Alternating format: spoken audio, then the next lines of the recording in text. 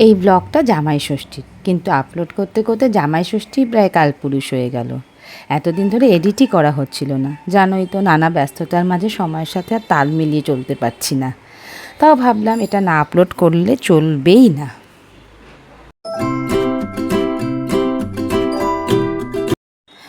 জামাই ষষ্ঠী ব্যাপারটা বরাবরই আমার কাছে একটা উৎসবের মতো লাগে। ছোটোবেলা জামাই ষষ্ঠী মানিয়েছিল মার হাত ধরে হাওড়ায় মামা বাড়িতে যাওয়া। আর এখন সময় ধীরে ধীরে বদলেছে। তারপর বিয়ের পর বেশ কিছু বছর আম্মা আমাদের বাড়িতে জামাই ষষ্ঠী করতো। আর তারপরে এখন বোনের বিয়ের পর এই সবটা দায়িত্ব গিয়ে পড়েছে আমার মায়ের ওপরে। আসলে সকাল থেকে বাড়িতে পৌঁছেই দেখছি মা কি সুন্দর করে ঠিক আম্মার মতো করে সমস্ত কিছু সাজিয়েছে। জামাই ষষ্ঠীর অনেক কিছু রিচুয়ালস থাকে, সেই রিচুয়ালসগুলো মাকে দেখছি সকাল থেকে মা না খেয়ে স্নান করে সবার, আমাদের সকলের মঙ্গল কামনায় বাড়িতে পুজো দিচ্ছে, পাখা দিয়ে 3টে ফল দিয়ে সাট করছে। আর এই সব কিছুতে আমার মাকে যে সাহায্য করেছে সেটা হচ্ছে আমার বাবা।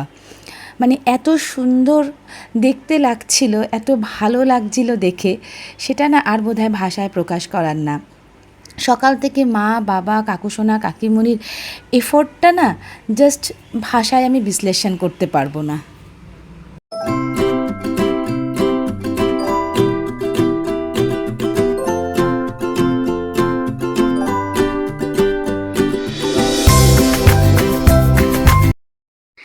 জামাই ষষ্ঠীতে আমাদের বাড়িতে 3 জামাই আসে, মানে আমার পিসির বর, আমার বোনের বর আর আমার হাজব্যান্ড। আর মা, বাবা, কাকুসোনা, কাকিমণি এদের এক্সাইটমেন্টটা জাস্ট একটা আলাদা লেভেলের ছিল।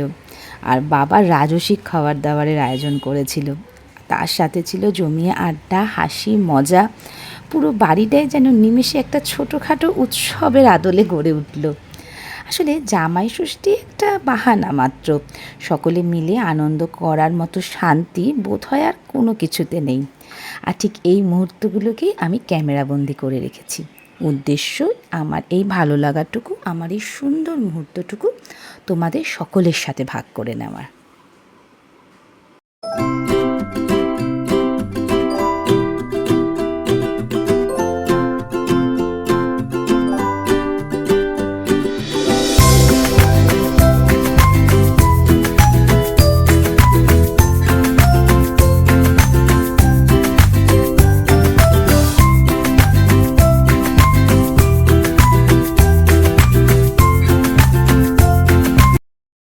এই হচ্ছে আমার কাকিমণি। যে কোনো কাজে, মানে আমাদের বাড়ির যে কোনো কাজে দায়িত্ব নিয়ে সেটাকে সুন্দর করে নামিয়ে দেওয়ার মতো ক্ষমতায় এর জুড়ি মেলা কিন্তু ভার। আর এ হচ্ছে আমার কাকুসোনা, সব সময় সব কিছুতে অ্যাক্টিভ। আর হয় না, কিছু মানুষ থাকে যাকে আমি কখনো রাগতে দেখি না, এই হচ্ছে আমার কাকুসোনা চেরম একজন মানুষ যাকে আমি কখনো রাগতে দেখিনি। এবং সব সমস্যার হাসি মুখে সমাধান যদি চাও তাহলে নির্দ্বিধায় তুমি এর কাছে আসতে পারো। আর এই রইল আমাদের বাড়ির 3 জামাই, যারা কিনা আমাদের বল ভরসা। তার কারণ আমাদের বাড়িতে সেই অর্থে কোনো ছেলে নেই, তাই আমার বাবা কাকার পরে যদি দাঁড়িয়ে থাকতে পারে পিলার হিসেবে, তাহলে এরা 3 জনই পারবে। এবার এটা তো সময়ের উপর নির্ভর, তারা কে কেমন করে থাকবে পাশে। যাই হোক, এখন আমার বাবা আর কাকুসোনা ফাইনালি খেতে বসেছে। আর এই যে এখানে আমরা একটু গল্প আড্ডা, হাসাহাসি। আর মোটামুটি আমার কাকুসোনা বাবা যেখানে থাকবে সেখানে হাস্য কৌতুকের কোনো অভাব কিন্তু তোমরা পাবে না। মানে হাসতেই থাকবে। স্পেশালি এই যে পিসি, মানে আমি একে দাদি বলি, এরা 3 ভাই বোন এক জায়গায় থাকা মানে তুমি হাজার চেষ্টা করেও তোমার মুখটা বন্ধ রাখতে পারবে না, তোমাকে হাসতেই হবে। যাই হোক, ব্লগটা আশা করি তোমাদের ভালো লাগলো। তোমাদের জামাই ষষ্ঠী কেমন কাটলো জানি।